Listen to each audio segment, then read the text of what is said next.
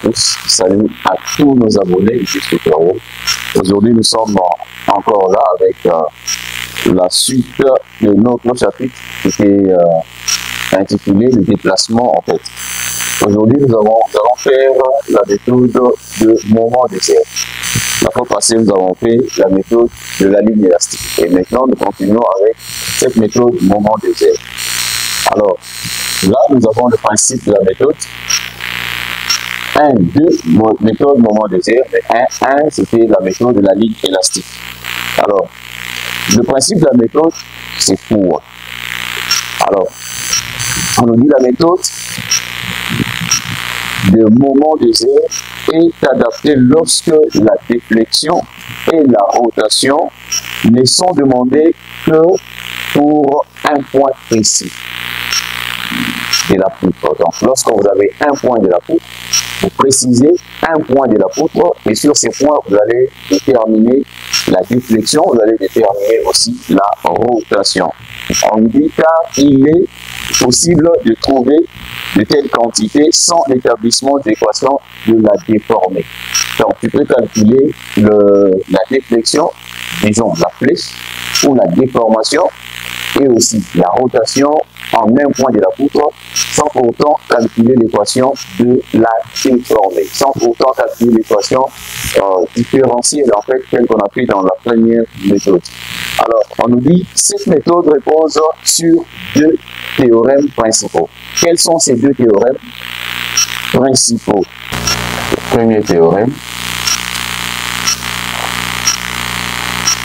de la méthode.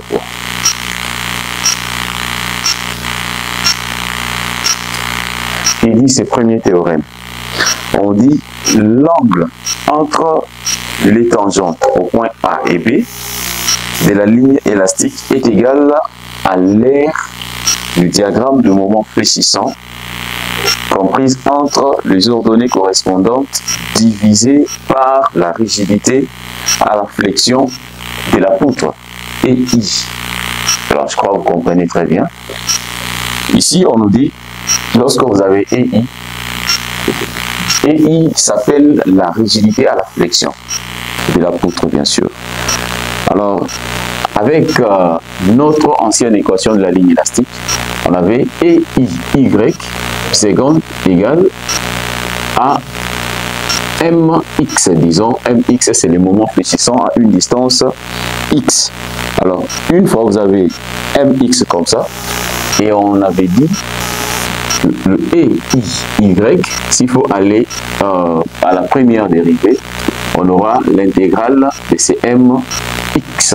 C'est tout ce qu'on avait démontré autrefois. Donc, ça sera l'intégrale MX d de X. Alors, je sais, vous comprenez très bien comment on était arrivé là avec l'équation de la ligne élastique. Ici, on revient encore. EI, qui est la rigidité à la flexion, multiplié par Y', qui est l'équation de la tangente, bien sûr, sera égal à l'intégrale MX, l'intégrale MX d dx. Or, vous connaissez très bien, le M' exprime bien sûr la tangente par rapport à son angle, la courbure en fait, l'angle de rotation, disons, l'angle de rotation. Ce qui fait que cet angle de rotation ne sera rien d'autre que l'intégrale M x dx divisé par EI. Là, vous avez l'angle de rotation. Alors, cet angle de rotation, si vous calculez, vous comprenez très bien, le M exprime l'équation du diagramme du moment fléchissant. L'équation du diagramme du moment fléchissant. Or, en réalité, si vous prenez une équation quelconque, vous intégrez cette équation avec l'élément différentiel de dx, vous trouvez une surface. Vous allez trouver une surface. Donc, en réalité, le mx, l'intégrale mx de dx traduit une surface. Mais une surface qui est bornée par la courbe qui décrit l'allure de moment fléchissant. Donc, ceci est une surface.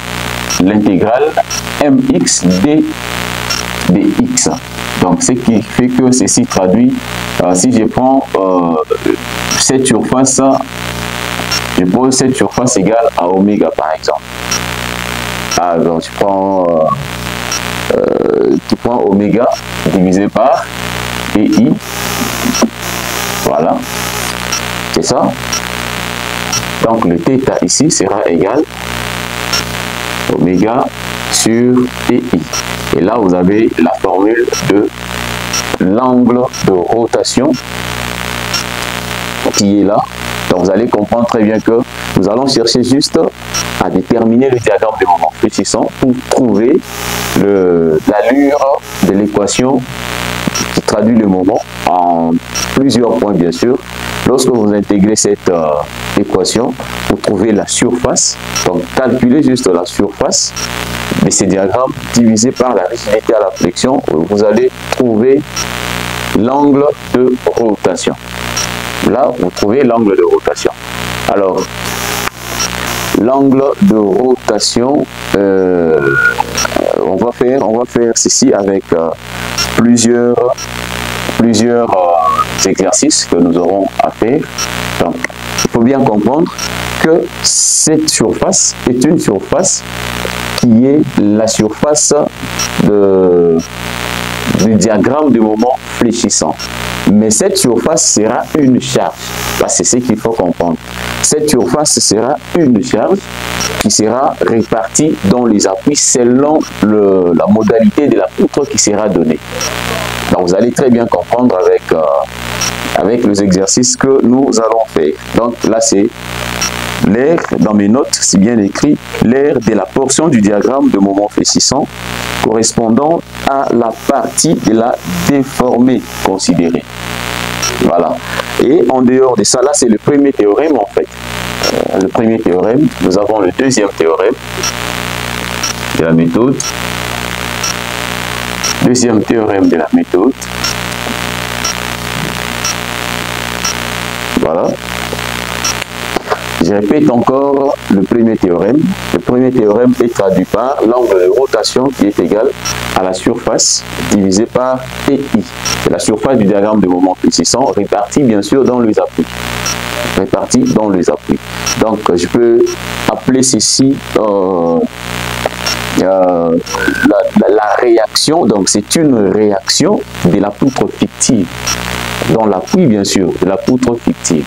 La poutre fictive, c'est une poutre qui est chargée par le diagramme de moment fléchissant et non par de force extérieurement appliquée, de force réelle. Non. Donc, c'est un diagramme qui est transformé en une charge. Et cette charge-là, lorsque vous coupez ces diagrammes par rapport au point sur lequel vous allez calculer la déflexion, et par là, vous aurez des réactions dans les appuis, ainsi de suite. Toutes ces réactions-là sont de surface. Donc, les réactions seront en fait le surface de ces diagrammes-là. Voilà, avec les exercices, je crois que vous allez très bien comprendre ça. Alors, le deuxième théorème, c'est que je suis là, j'étais sur EIY, seconde égale à M, qui est le moment fléchissant, EIY égale à l'intégrale de M, intégrale MX de DX. Et là, j'écris aussi EY. EIY, n'est-ce pas?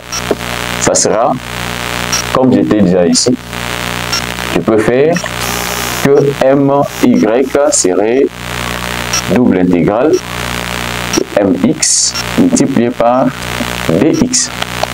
C'est quelque chose comme ça. Double intégrale. Or, la première intégrale m'avait donné la surface, disons oméga. Là, c'est la première surface. Et la deuxième surface ne sera rien d'autre que la deuxième en fait intégrale. Donc, il suffirait maintenant d'intégrer ces paramètres qu'on avait avant. Vous intégrez ces paramètres et après, vous faites la deuxième intégration en fait. Vous allez faire la deuxième intégration. Alors, à ce niveau ici, qu'est-ce que vous aurez à faire? Vous aurez, parce que ceci traduit déjà θ. Donc vous aurez quelque chose comme ça. Vous aurez l'intégrale, c'est ça, intégrale oméga sur, disons, oméga dx. Donc s'il faut faire y égale à l'intégrale oméga dx sur EI. Sur EI. Là, vous allez calculer comme ça. Alors, or, ceci était déjà calculé, c'est l'angle de rotation. Vous intégrez encore pour la deuxième fois. Vous aurez une distance x. Vous aurez une distance x. En réalité, la deuxième intégration vous amène un x à l'intérieur. S'il faut faire ça. Ceci pourrait vous donner y égale à l'intégrale x m x dx sur EI. Donc il suffit de comprendre tout simplement, que la surface qu'on avait plus plus une autre distance, plus une autre, je suis là, la surface qu'on avait multipliée par une autre distance, vous allez voir que cette surface était, parce qu'après l'intégration, vous aurez, donc là c'est l'intégrale oméga qui est la surface multipliée par d dx. Après l'intégration, vous aurez un x qui va sortir. Il y aura un x qui va sortir, ce qui fait que ça sera oméga x. Donc oméga c'est une surface, donc c'est une surface qui était considérée, transformée en une charge, et puis multipliée par la distance x qui est sortie. Donc si vous regardez bien, l'intégrale oméga, ceci, ça c'est oméga, tout ceci c'est oméga, comme vous avez là, et il y a un x qui est sorti. Oméga qui est là avec son intégrale, la deuxième intégration a introduit le x à l'intérieur. Donc ce qui fait que oméga ici, c'est une surface qui est considérée comme une charge, et puis multipliée par une autre distance. Cette distance-là sera la distance x du centre de gravité, bien sûr. Donc, vous allez comprendre que pour déterminer l'angle de rotation, il suffit de prendre l'effort tranchant, qui est la surface du diagramme de moment fléchissant. Donc, ça sera l'effort tranchant, en fait, c'est l'effort tranchant fictif. L'effort tranchant fictif provenant du diagramme du moment fléchissant considéré comme une charge divisée par la rigidité EI. Par contre, la déflexion, la flèche ne sera rien d'autre que le moment fléchissant. Ça, en fait, c'est la surface qui est considérée comme une charge multipliée par la distance. La charge multipliée par la distance me donne un moment. Donc, en fait, c'est un moment fictif qui provient d'un autre moment. Hein, s'il faut comprendre dans ces sens-là. Alors, là, nous aurons la déformée, la flèche, et là, nous aurons l'angle de rotation. Nous allons faire, là, pour terminer, on va passer aux exercices, remarque. Qu'est-ce qu'on peut faire comme remarque? On nous dit, ces deux théorèmes nous permettent de calculer les valeurs absolues de θ et de delta. Donc nous avons θ, que nous allons calculer en valeur absolue, et nous avons aussi delta. Θ c'est l'angle de rotation, et delta c'est la déflexion, donc c'est la flèche que j'ai appelée Y. Donc ces valeurs ici seront calculées en valeur absolue. En valeur absolue, c'est-à-dire il n'y aura pas de signe négatif. Ça sera calculé en valeur absolue. Mais du fait que ça sera calculé en valeur absolue, on nous dit maintenant que ces deux théorèmes nous permettent de calculer les valeurs absolues de θ et de delta. Alors, pour déterminer le signe de ces quantités, on utilise les règles suivantes. La rotation θ est positive si elle s'effectue dans les sens des aiguilles d'une montre, dans les sens horlogiques en fait. De la tangente en A, de la tangente à la tangente en fait, de la tangente en A à la tangente en B. C'est-à-dire lorsque vous faites, vous calculez cet angle de rotation ici, lorsque vous remarquez que la rotation s'est faite dans les sens horlogiques, comme directement vous dites cet angle est positif. Si la rotation s'est faite dans le sens contraire, l'angle est négatif. Alors, on nous dit aussi le déplacement delta est positif si il s'effectue dans le sens des Y positifs. Donc, si le déplacement s'effectue dans le sens des Y positifs, automatiquement, ce déplacement est positif. Mais dans les cas contraires, ce déplacement sera négatif. Je crois qu'on est arrivé là. On va essayer de... Je vais essayer de vous montrer quelque chose. Je vais vous montrer quelque chose qui est plus important dans cette méthode. C'est qu'il faut connaître comment calculer le surface. Les surfaces des différentes figures en fait. Je sais que les calculs d'une surface part d'une intégration d'une certaine fonction quelconque. Après avoir intégré, vous aurez la surface. Mais ici, je donne de formules brutes pour quelques surfaces seulement. Et je vais vous faire une petite vidéo pour vous montrer comment vous pouvez déterminer ces formules sur base d'une intégration connaissant l'équation d'une courbe qui définit en fait cette même surface. Alors, nous avons, si vous avez un carré comme ça, un carré de base B, de hauteur H, mais un carré à le même côté. Donc, prenons B, B. La surface sera la base fois la hauteur qui est aussi B, et on aura B carré. Là, c'est la surface d'un carré. La surface d'un carré. Si vous avez besoin de démontrer cette surface, priez de suivre la vidéo qui suit. Je vais vous montrer comment le faire. Là, c'est de la mathématique en fait. Si vous avez un rectangle, donc vous avez la base et la hauteur. Carrément, la surface, c'est la base multipliée par la hauteur. Si vous avez aussi une surface, par exemple, triangulaire, une surface triangulaire comme ça, donc vous avez la base et la hauteur là-bas. La surface est base par hauteur divisée par 2. Vous avez une surface, par exemple, une surface parabolique, déterminée par une courbe parabolique, je suppose comme ça, cette surface.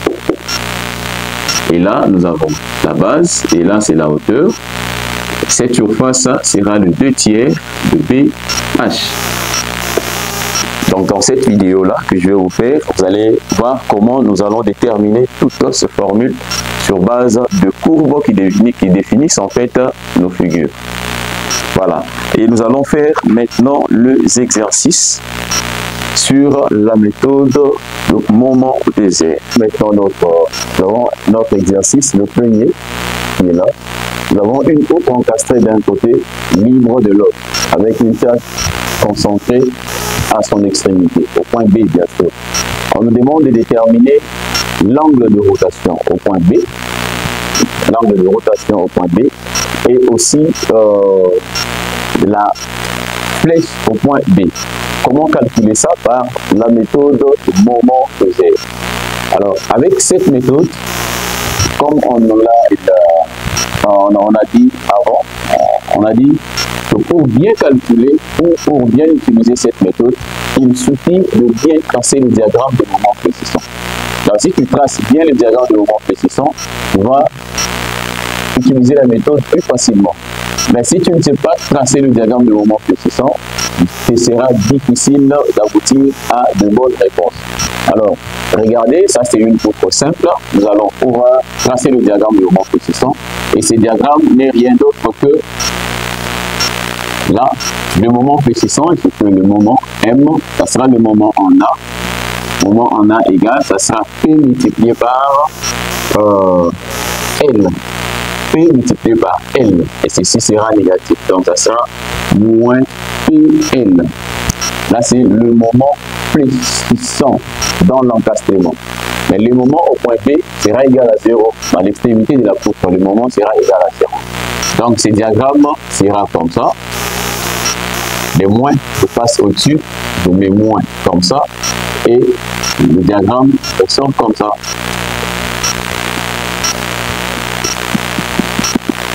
Voilà. J'ai un diagramme comme ça avec PL comme moment d'encastrement. Je crois que vous voyez très bien. Alors, ce qu'il faut faire maintenant dans cette méthode, c'est quoi? C'est que le moment ici, c'est le moment réel. C'est un moment réel. Ça, c'est un moment réel. Alors, je vais calculer maintenant la surface de cette figure de moment précisant, le diagramme de moment précisant. Comment je vais calculer la surface? Je vais calculer la surface, bien sûr, par rapport au point où j'ai besoin de déterminer la déformée ou la rotation, en fait. Disons, le point, c'est le point B. C'est le point sur lequel nous allons déterminer la déformation ou la flèche. Et aussi, nous allons déterminer aussi la rotation. Alors, qu'est-ce que nous allons faire? Ce diagramme va quitter d'ici jusque là où se trouve le point B. C'est ici. Et je vais calculer la surface de tout ça. Parce que je suis jusqu'au point B. Alors, ce que je vais faire, c'est quoi? Cette surface s'appelle oméga. C'est oméga. Oméga sera égal. Oméga sera égal. Donc, c'est comme si je déplace l'encastrement. Je déplace l'appui vers là où je veux déterminer la flèche. Je déplace l'appui et je mets l'appui là où je vais déterminer la flèche. C'est ça en fait le principe pour bien comprendre. Alors, si je prends l'appui ici, je mets là-bas, c'est-à-dire je vais déterminer les éléments, la rotation et déformation par rapport au point où j'ai placé l'appui. Si je veux de déterminer aussi la flèche par rapport au milieu de la poutre, par exemple à L sur 2, il suffit de déplacer cet appui-là et de placer au milieu. Et là, je vais calculer seulement le diagramme du côté, d'un côté en fait. Je calcule le diagramme d'un côté et puis je vais trouver la valeur de oméga. Oméga, c'est la surface du diagramme du moment précisant. Donc, comme je suis ici, oméga sera la surface de ce diagramme ici. Ça sera c'est un triangle en fait. La surface d'un triangle, c'est la base multipliée par la hauteur divisée par 2. Donc, la base ici, c'est L, multiplié par la hauteur du diagramme de moment précisant. C'est PL, divisé par 2. Voilà. Alors, ceci traduit que oméga sera égal à P, L carré sur 2. Là, nous avons le oméga. Et alors, pour trouver maintenant l'angle de rotation en B, sera égal à oméga divisé par EI. Ce qui fait que θ B sera égal à PL émis sur 2EI. Ici, je trouve l'angle de rotation spécialement dans le point B. Je n'ai pas la possibilité de trouver dans un autre point. Si j'avais besoin de trouver la rotation dans un autre point, je devrais le faire déjà dès le début, là où je vais placer mon appui. Voilà. Donc, ici, j'ai déterminé θ B. S'il faut déterminer aussi la déformation que j'appelle delta, ça sera aussi delta au point B. Delta au point B sera égal au moment précisant. Je l'appelle moment fictif, M' divisé par EI. C'est ça la déformation. Maintenant, s'il faut calculer la déformation au point B, qu'est-ce que je vais faire? Je vais calculer le moment de toutes ces forces. Vous voyez la résultante de ces forces. Cette force, c'est le diagramme de moment précisant. Donc, je considère le diagramme de moment précisant comme une force. Et puis, je calcule les moments par rapport au point considéré. Donc, vous allez voir que ce moment ici égale à la force multipliée par la distance, comme le moment d'une force. Et cette force, je répète bien, c'est la surface du diagramme de moment précisant. Ok? Et donc, je prends cette surface sera la base multipliée par la hauteur divisée par 2. Donc, j'aurai la base, c'est j'aurai L multiplié par PL divisé par 2. En réalité, c'est oméga. Alors, multiplié par Une fois, je connais déjà la surface de cette figure ici, et je vais trouver le centre de gravité de cette surface. Le centre de gravité sera ici, d'ici jusque là, pour arriver au point B. La surface, le centre de gravité, c'est le 2/3 de la longueur.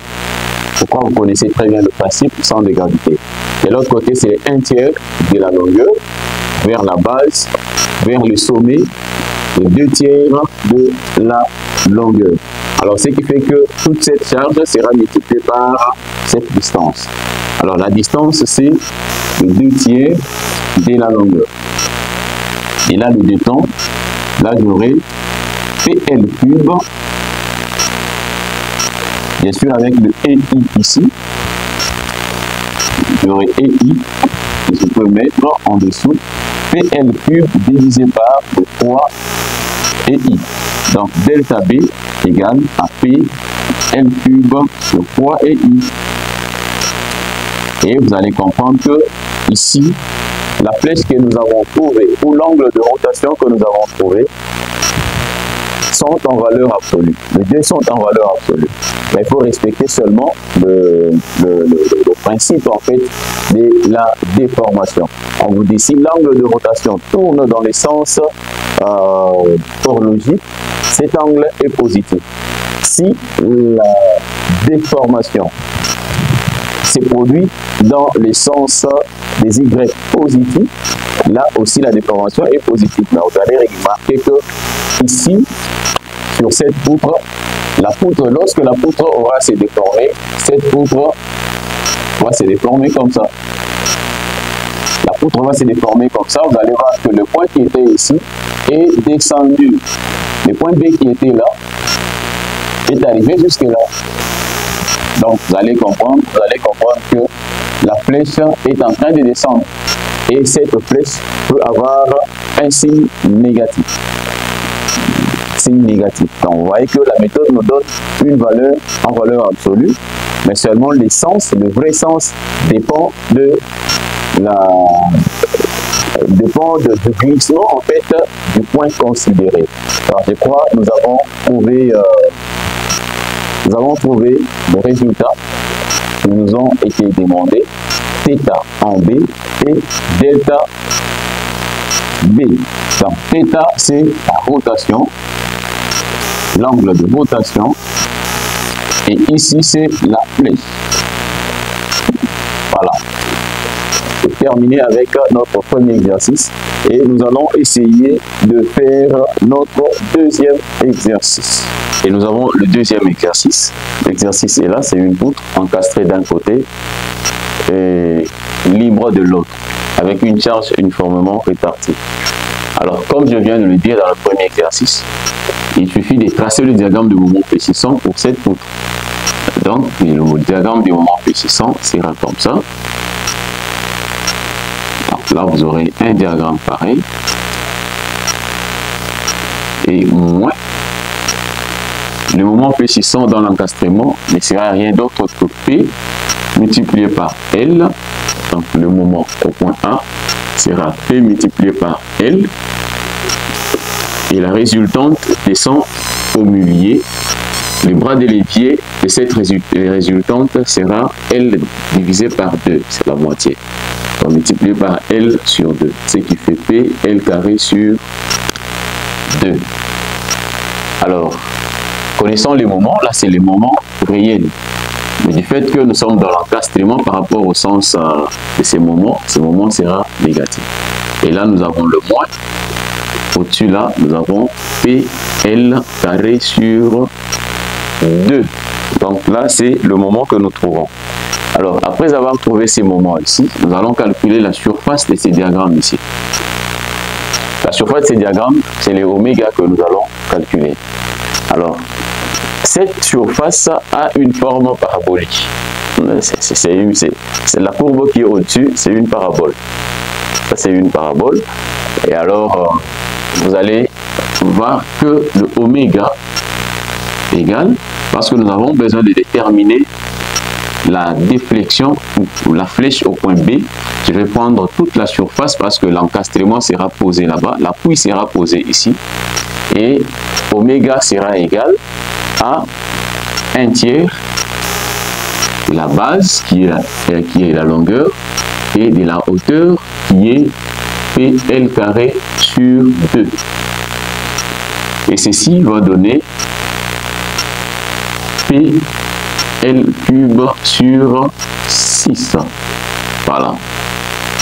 Et la rotation θ B ne sera rien d'autre que oméga divisé par EI. Ce qui me fera PL cube sur 6 EI. Donc je prends θ B sera égal à PL cube sur 6 EI. Là c'est plus facile. Comme ici on n'a pas à intégrer, on n'a pas à intégrer, calculer, je ne sais pas, dériver. Non, non, ici c'est bien précis. Sur un seul point, on calcule la surface diagramme de moment précisant et puis vous trouvez la valeur. Donc je viens encore pour rappeler que lorsque vous avez, je peux les faire ici, même ici vous pouvez très bien le suivre. Dans mes surfaces, j'avais, si j'ai une parabole, une surface parabolique comme ça, vous avez, la surface était 2/3 de la base et la hauteur. Je vous ai promis une vidéo où nous allons démontrer ceci. Mais si vous avez, ou soit si vous avez aussi une parabole comme ça, une surface parabolique comme ça, à moitié, ça sera toujours 2/3 la base et la hauteur. C'est la même chose. Donc si vous avez là, c'est toujours la même parabole. C'est toujours la même parabole, mais seulement, vous voyez, il y a la forme concave, convexe, et ainsi de suite. Cette forme ici vous donne 1/3 de BH. Là, c'est 2/3, ici, c'est 1/3. La totalité va vous donner BH. La totalité sera BH. Donc, c'est comme si vous êtes dans un rectangle et vous avez une forme comme ça. Vous allez voir que la parabole en fait qui est au-dessus, c'est cette forme ici. Celle qui est en bas, la surface qui est en bas, c'est l'autre forme. Donc la somme va donner un rectangle. Ça plus ça va vous donner PH. On aura à voir ça comme prévu. Et alors, après avoir déterminé la rotation en B, vous pouvez calculer, on peut calculer aussi la flèche au point B. La flèche au point B, que j'appelle delta B, n'est rien d'autre que le moment fictif en ces points B là, les moments fictifs au point B divisé par la rigidité à la flexion PI. Alors ces moments fictifs, je répète encore, ces moments fictifs, c'est le moment qui est calculé en considérant la surface du diagramme de moment fléchissant comme une force et puis multiplié par la distance de son centre de gravité par rapport au point considéré. Donc ce qui fait que le moment sera le oméga que j'avais calculé, vous voyez le oméga ici, donc qui est la surface de cette figure ici. Cette surface oméga, on avait trouvé PL cube sur 6. PL cube sur 6, c'est ça la surface, multiplié par la distance du centre de gravité jusqu'au point considéré, le sommet bien sûr. Donc cette distance, ça sera 3/4 de L. Là c'est L, la distance totale, et le reste de l'autre côté c'est 1/4 de la longueur. Vous voulez démontrer ces valeurs ici, vous faites l'intégration du centre de gravité, vous allez calculer et trouver ces valeurs ici à la fin.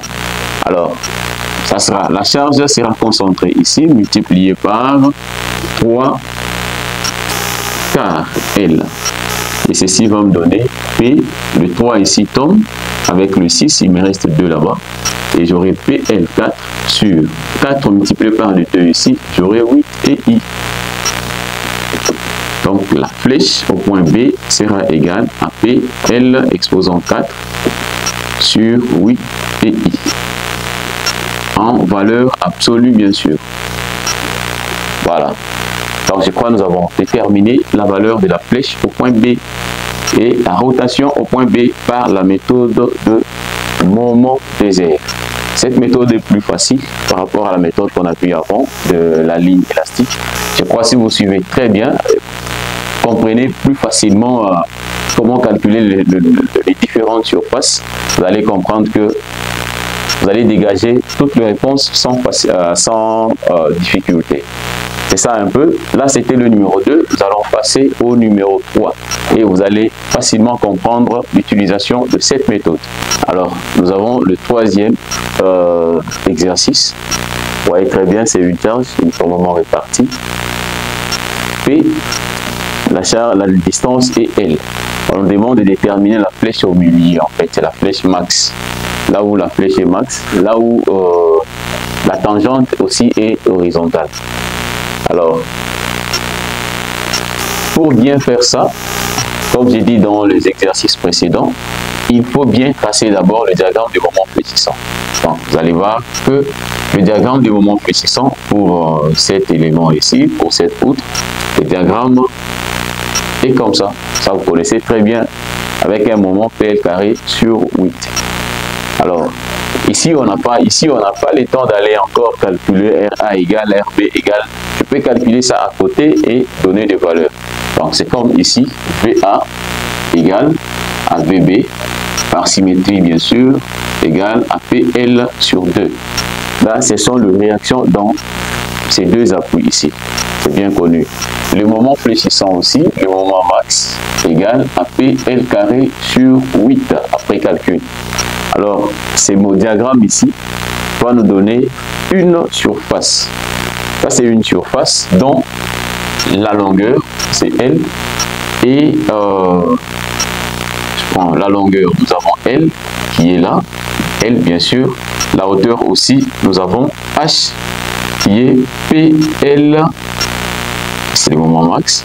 PL carré sur 8. Alors, le diagramme de moment fléchissant ici, je vais calculer maintenant la rotation. La rotation, c'est pas aux angles, au niveau des appuis. C'est ce que je vais calculer parce que la rotation à ces niveaux ici est nulle. Alors, après avoir calculé ça, je vais calculer aussi la flèche. Qu'est-ce que je vais faire? Du fait que j'ai mon diagramme, cette courbe, c'est une parabole. Qu'est-ce que je vais faire?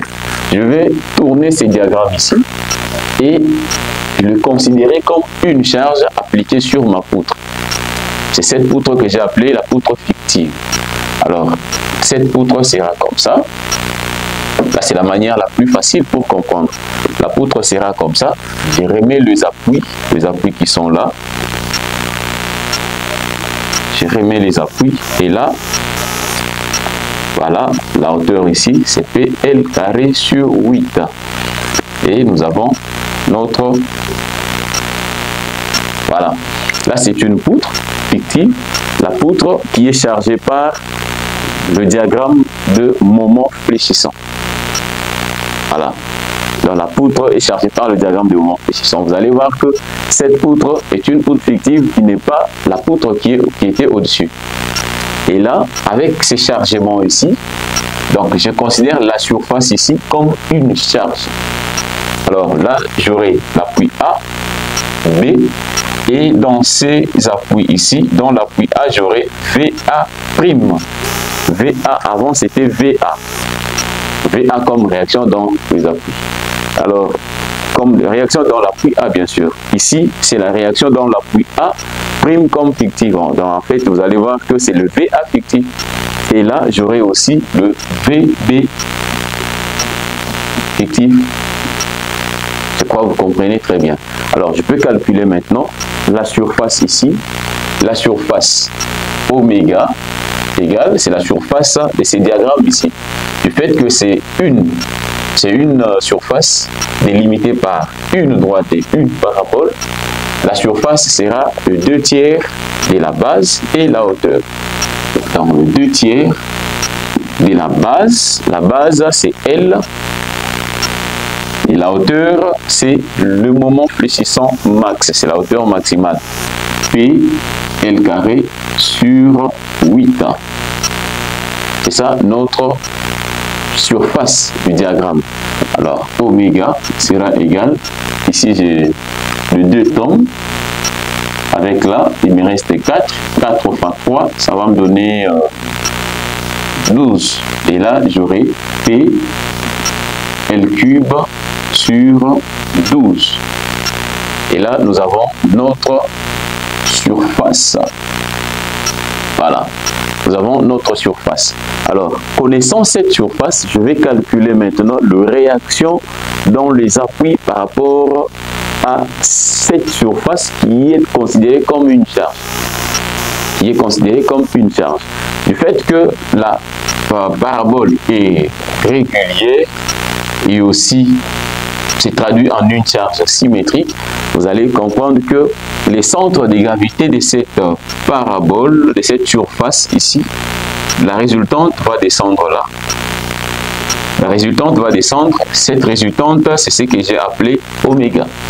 C'est la surface oméga.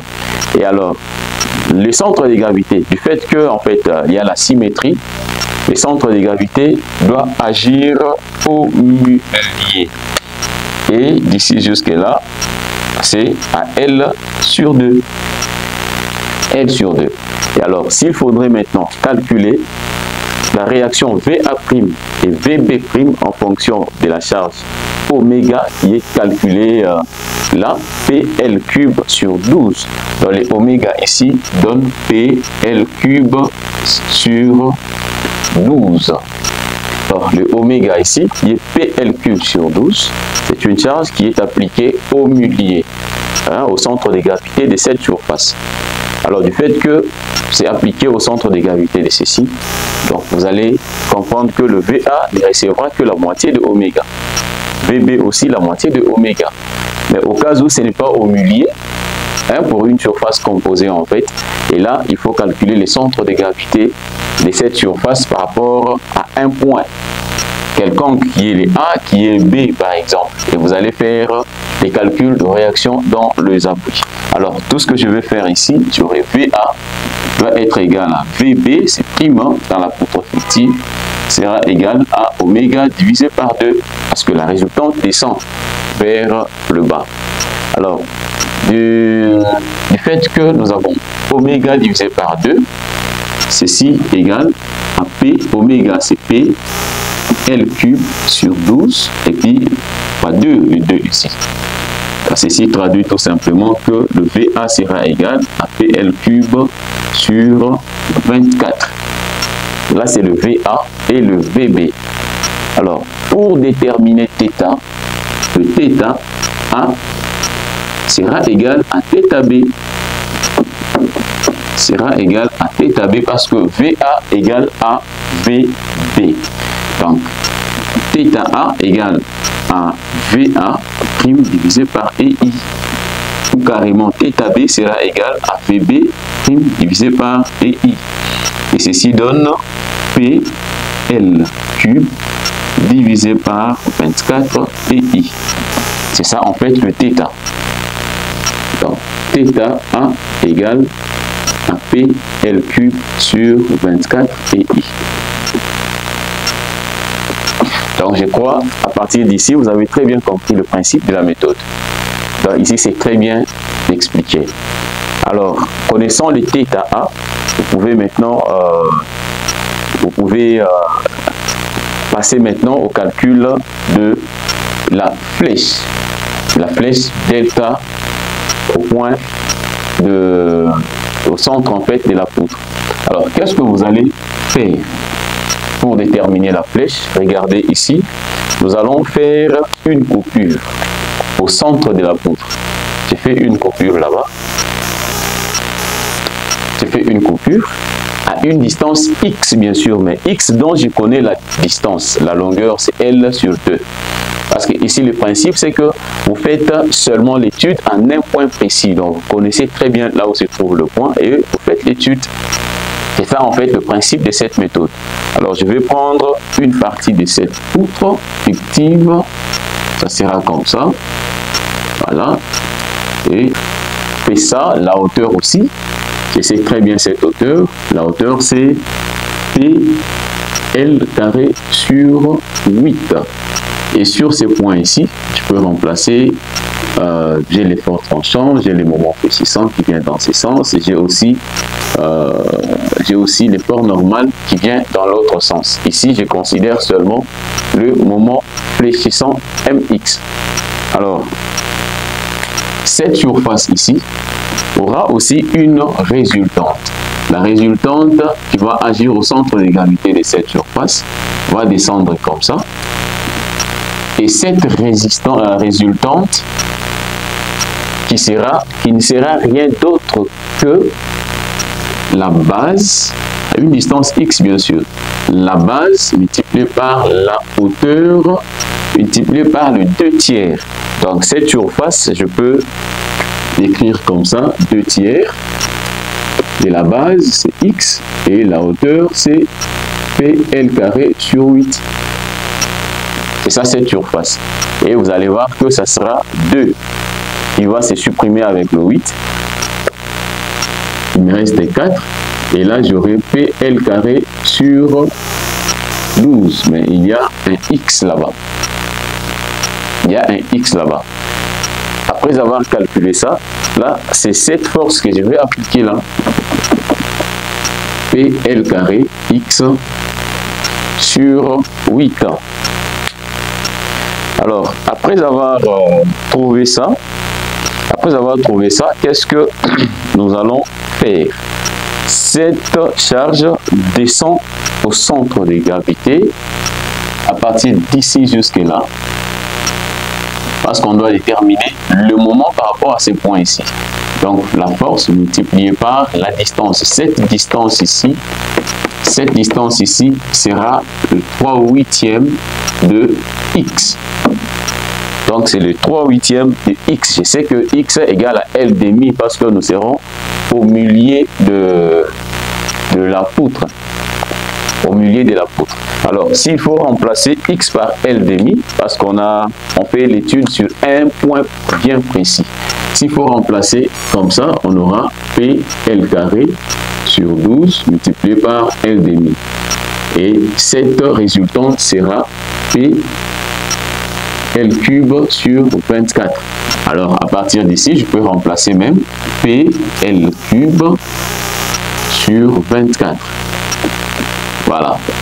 Et le x ici, c'est le L demi parce que je suis en train de calculer la déformation au milieu de la poutre. Le 2/3 de L demi. De L demi. Donc, ce qui fait L demi. 2/3 de L demi. Le 2/3 de L demi sera, là c'est les centres de gravité que je peux écrire, xg, le 2/3, disons, c'est le 3/8 de L demi, ce qui sera 3L sur 16. C'est cette distance-là que nous allons utiliser. C'est la distance que nous allons utiliser. Donc,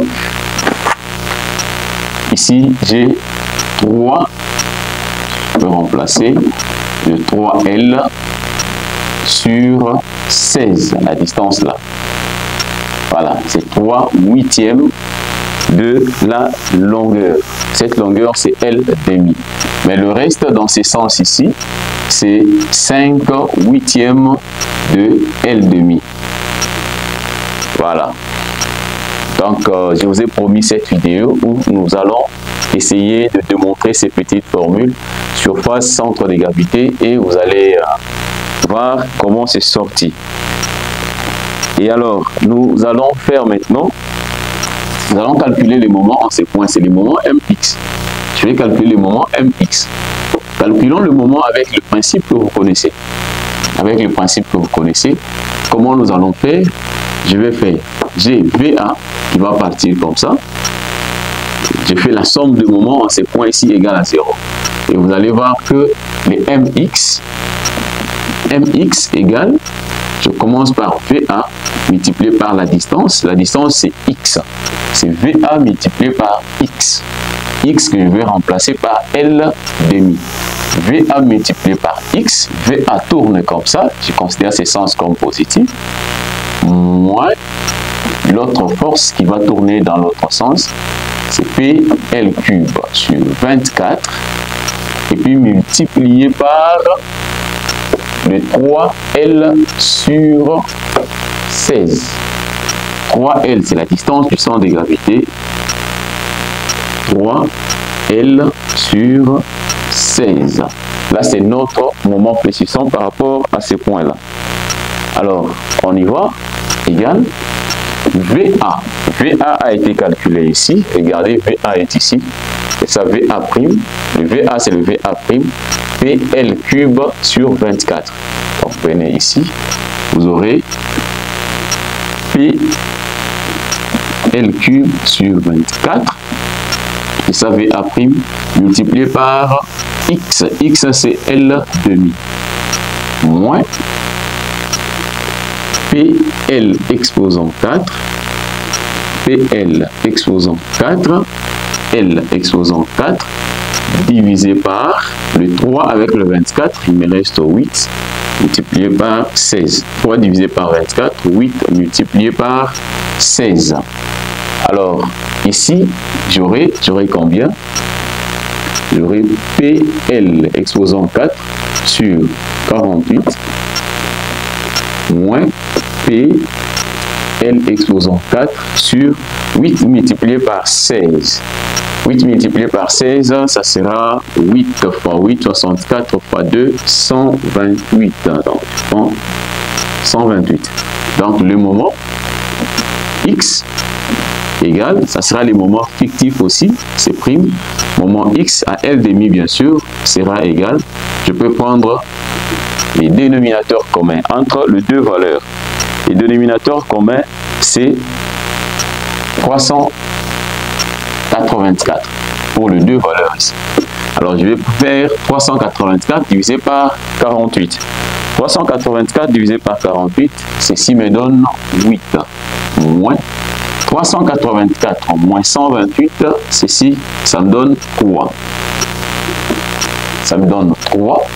Et puis, multiplié par le PL qui était en évidence. PL exposant 4 qui est parti en évidence. PL exposant 4. Et ces moments en X, MX prime sera égal à moins 5. PL exposant 4 sur 384. Là, je trouve le MX. Et maintenant, la déformée, ou disons la flèche, au point X égale à 2, L sur 2, sera delta. Delta, ça sera delta sur quel point? Au milieu, le point max. J'appelle ça delta max. J'écris ça. Delta max sera égal à MX divisé par EI. Et là, MX, c'est ça, MX.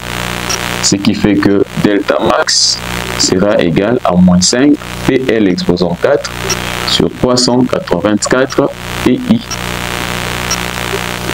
Là, nous avons trouvé notre flèche qui était demandée et l'angle de rotation en A, θA et aussi en B, θB qui me donne PL cube sur 24 EI. Donc, je crois nous avons fini notre exercice là et ceci était plus clair, plus facile que la première méthode qui a été utilisée. On va faire le dernier exercice, le numéro 4, et vous allez voir encore comment ça fonctionne.